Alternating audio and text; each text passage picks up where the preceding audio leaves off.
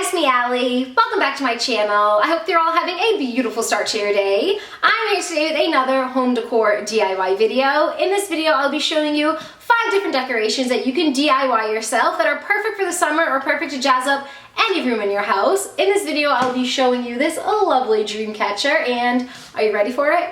Are you ready for it? I show you how to make this donut pillow. I think this is definitely my favorite of the video. It's so cute, it's so soft, it's so cuddly, and it was very, very inexpensive to make. All of these crafts in this video are extremely inexpensive to make. I am not going to say they are extremely easy though. I would probably give these crafts like a level 2 crafting ability. They definitely take a little bit of practice, but it is well worth the time and well worth the practice because I think they came out amazing. Enough of this long intro. If you have any other questions or concerns, just ask them in the comments below and I will try my hardest to get back to you as soon as possible. And without further ado, we're gonna get right into this video.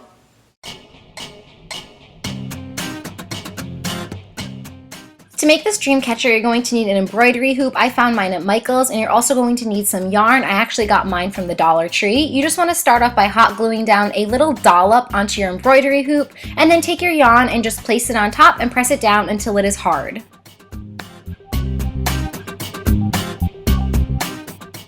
Next, you want to wrap your yarn all the way around the embroidery hoop until you get to the beginning.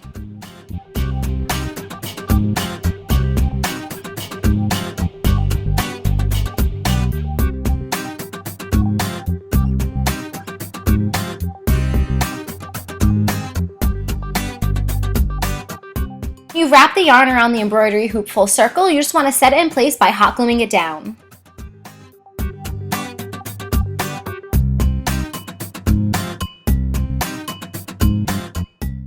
To make the inside design of your dream catcher, you're going to need some twine or some string, and I got mine from the Dollar Tree, and you just want to tie a knot at the top of your dream catcher and pull it tight. Now to do the dream catcher weaving, this is where it gets a little complicated, but just remember everything goes underneath. So you want to pull your string underneath your dream catcher embroidery hoop, then you want to take the string and wrap it around that hoop that you just made. Again, pull it under and just pull your string. So we're going to go over that one more time. You're going to take your actual string, put it underneath your dream catcher, then you're going to have like a little bit of a hole or a little bit of a hoop. Take the string, pull it through that hoop. Again, place it underneath and just pull until it's tight.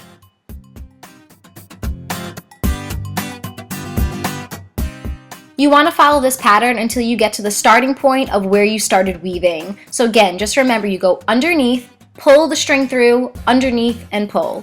Underneath, pull the string through, underneath and pull.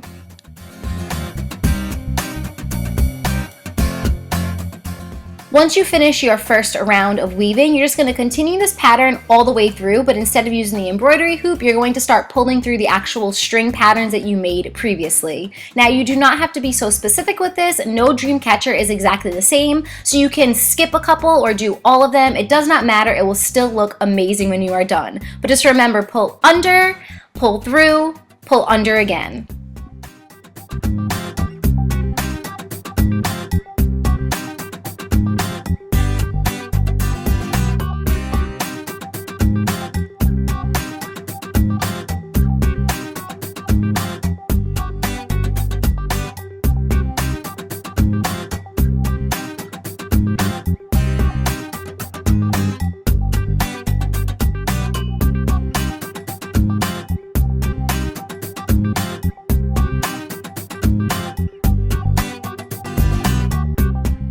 When you have finished weaving and you reach the center of your dream catcher, this next step is optional, but I added a bead in the middle because I thought it added a nice little touch, and then I'm just double knotting this in the middle to secure it into place. And the very last thing I did was decorate my dream catcher. I just tied some of that twine onto the bottom of my dream catcher, and then I added some beads that I got from the Dollar Tree, tied a knot on the very bottom, and then I used some feathers also that I got from the Dollar Tree, and I just hot glued them into the beads so that the beads wouldn't go anywhere, and I did this 5 times. I did a really long one in the middle, then a shorter ones on the side, and even shorter ones on the other side.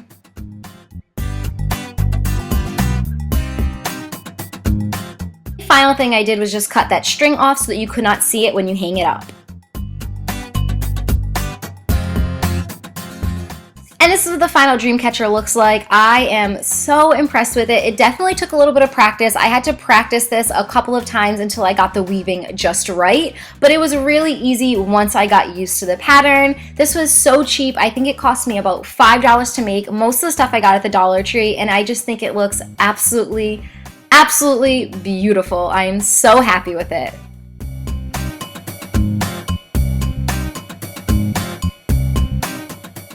For this marble teacup, you're going to need a teacup, and I found a porcelain teacup from the Dollar Tree. You want to start by taking some alcohol and rubbing it all around the teacup just to kind of take any of the smudges off or take any of that excess oil.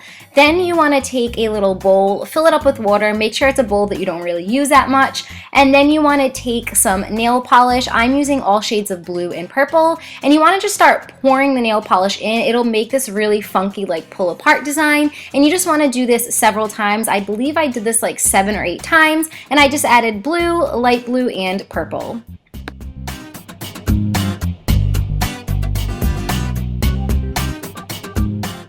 Take a pointy object. I am using a kebab stick, and you just want to kind of like move that around and make a funky little design in the middle. I'm trying to pull all of my nail polish into the center and then just wrapping it around and swirling it around the middle.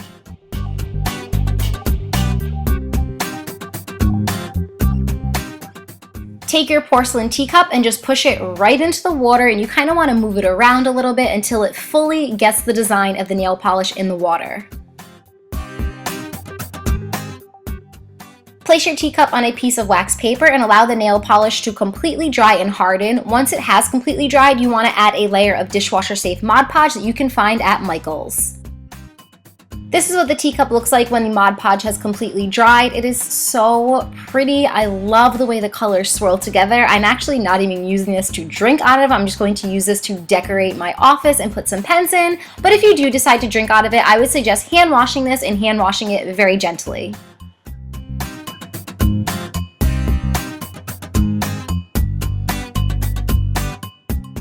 This next craft is so different, it's so abstract, and it's so pretty. All you're going to need are some cake pop, some hot glue, and some spray paint. I think this whole craft cost me about $7 to make. You want to start off by taking some of the cake pops and form them into the shape of a square. Then you just want to hot glue the edges of the square together so that they stay in place. I am doing this on some wax paper so I can easily pull it apart later. Then you want to just start by taking some hot glue again, hot glue over those edges, and take 2 more cake pops, hold them up, and you have to hold these in place until they completely dry, and then do the same thing on the other side. Then I just took another square that I pre-made. I just took some hot glued on top of those sticks that were standing up, and I just placed the square right on top until you make a cube.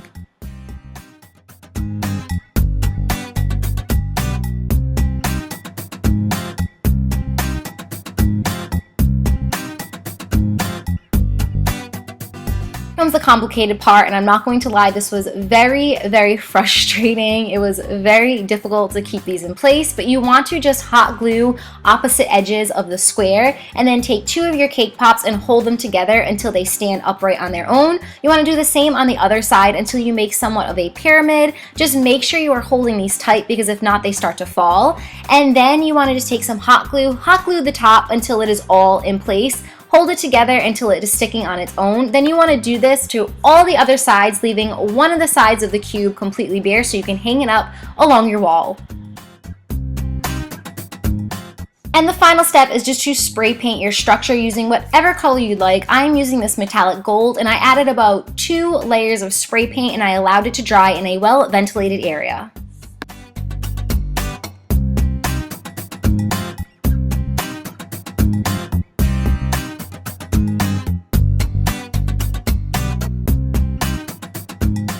And this is what your super cool psychedelic geometric structure looks like when it is complete. I think it came out amazing. I love the way it looks. Again, it was pretty frustrating to make, I am not going to lie to you, but it was well worth the hour that I spent on it because the end product is just so beautiful. I saw a similar product like this at Joann's, and it was $50. So I saved myself $43 by just making it at home. I think this is really beautiful on the wall, and it will be a really awesome conversation piece for anybody that comes into your house.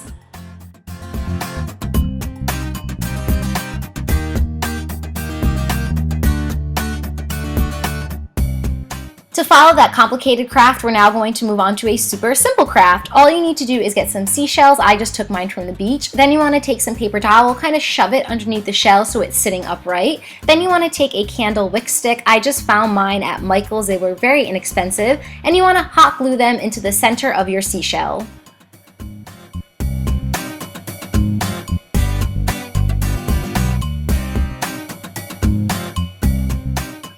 Next, you want to take some melting candle wax cubes, and you can find these at Walmart for about $1 to $2 a piece, and you just want to melt this up in the microwave and pour it into the center of your seashell.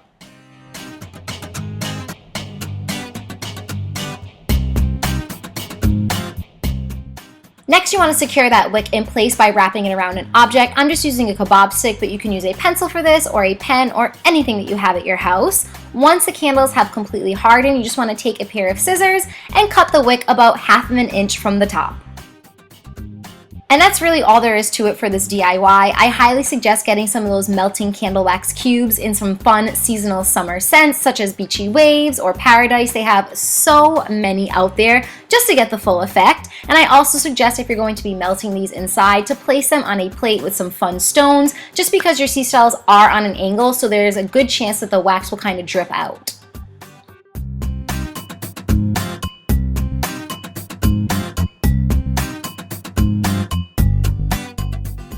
And for the final craft of this video, we are going to be making a no-sew donut pillow. All you're going to need is about a yard of brown and pink fabric. You can get this at Joann's. And you're also going to need some felt pieces. I bought all of this again at Joann's. I used a coupon for it and it cost about $10, which I think was very reasonable. You want to start by taking your brown fabric, fold it in half, and cut a large circle so you end up with 2 circles. Then you want to take those circles, place them on top of each other, cut a slit in the middle, and then just start cutting a little mini circle out of the center.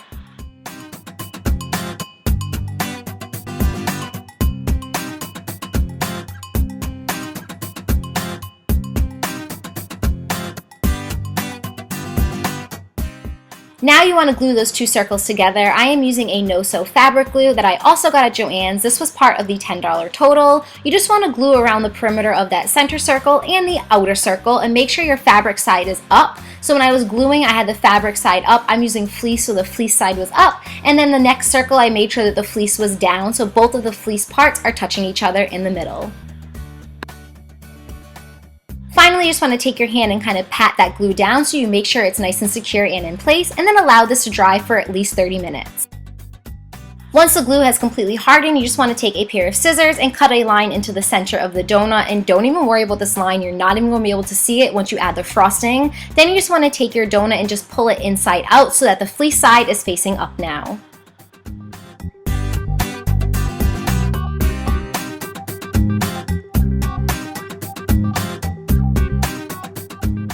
Now it's time to stuff the pillow. I am stuffing mine using polyfill. I actually had some polyfill at home already, so I didn't have to buy it. But if you don't have any polyfill at home, you can just get this at Joann's. I believe it's about $6 for a ridiculously large bag. And the final step, once your pillow is completely stuffed, is to hot glue or to fabric glue the edges together, and just glue those 2 pieces together so it makes one full donut.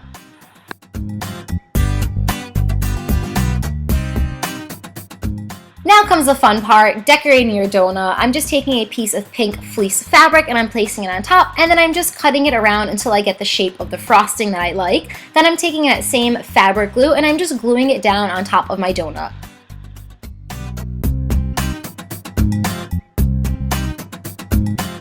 Again, I am taking my hands and I'm kind of squeezing at it to make sure that the glue is in place. As this is hardening, I am just taking some felt. These were about 40 cents per sheet, and I'm just doing 5 different colors. I'm cutting strips of them and then cutting those strips into thirds, and these are going to act as my sprinkles. And the very final step of this DIY is just to glue these sprinkle pieces down onto your frosted donut. And this is what your final donut looks like. It's so freaking cute. I'm obsessed with it. If you follow me on Instagram, you know how I feel about donuts. They are absolutely everything to me, and this DIY just made my heart so happy.